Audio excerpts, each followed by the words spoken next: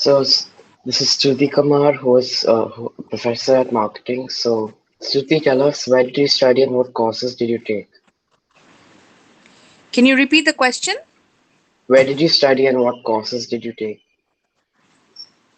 Um, so I did my undergraduation from Monash University, which is in Australia, and after that, I did my MBA from Narsee Monjee in Bombay, and I specialized in marketing and a minor in operations. And now I'm doing my PhD, which is also from Narsee Monjee in digital advertising. Okay. So what motivated you to pursue your profession? Well, my profession was a finding of sorts because, when I was quite young, I think I was in my early teens, I used to give tuition in French and English, and I really enjoyed that. And later, after I completed my MBA, I got placed in a corporate job, and I didn't like it. I didn't because of certain reasons, which if you want, I can specify later. And I thought that maybe I should go back to doing uh, what I liked doing, and that was teaching. So I went there and I went to, I applied to colleges teaching uh, management. And yeah, so that's how it was. And 8 years, 8, 9 years now into that. Okay. Okay. So which organizations have you worked for earlier? So I have worked for Avalon Consulting in business and strategy consulting. It's an Indian firm. Then I was working with 3M, which is an American firm known for Post-it and Scotch more in India. And after that, I have been with one organization called Welingkar. Okay. So how do you use technology and how do you think technology will impact your line of business? How will technology impact my line of business? Well, I think that education is a sector which already was using technology more than other sectors, especially in distance learning programs and mass programs, which is that MOOC. Uh, but now that this is going to be applicable even to courses which are full-time courses where the students expect to be on campus in order to complete their course, and then getting technology into the way. I will probably be using online classrooms, virtual classrooms, and video calls and automated assignment correction tools, which are already there, I believe, and examination marking tools online.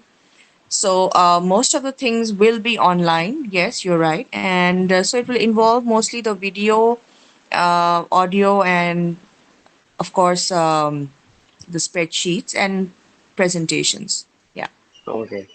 So, what skills should someone have to succeed in your field?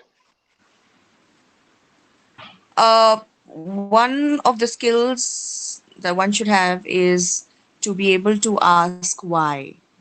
I mean, it's not a skill actually. It's a trait. So if you ask why to every question and you have the answer, then you can explain it better to others, and they can grasp it. The second is that you also, as a person, need to empathize because uh, at my level, at MBA level, the students are quite grown up, and they may have various aspects of life which may be affecting their studies or their career choices. So to be able to speak, empathize, and guide them too. Okay. So, how do you measure success? That's a very difficult question, Johan. I think success is number one, to be able to do something that makes you happy, and number two, to be able to do it in the best way possible that you think is best. So, for example, if I think that uh, to be a professor and to be, a very good professor, you need to have good ratings from your students. And if I get those good ratings from my students, then I think I'm successful. So successful as a professor. Yeah.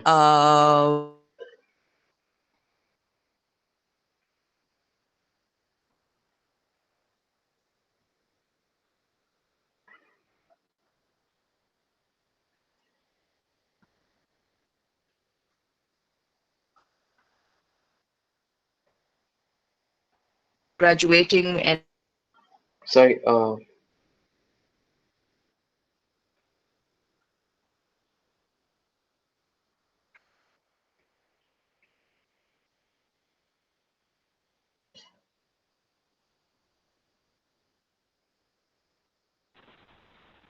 Hello. hello. I can't see or hear you. Yeah.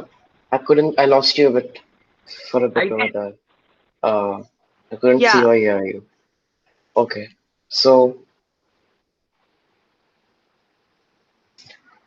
what guidance do you have for those who are looking for a similar career? Hello?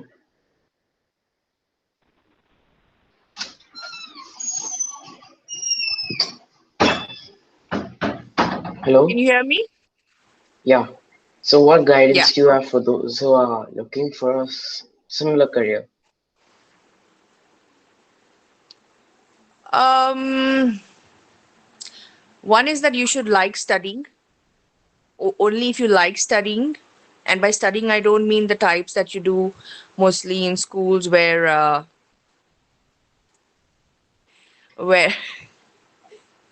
where you have to pass exams, right? So studying means where you want to find answers, where you want to find something new to add to the knowledge area. And if you like to do that, uh, then definitely this is one field where you'll be required. It will be a requirement because, like I said, when you ask a lot of whys, you should be able to find out the answer. That requires reading, thinking.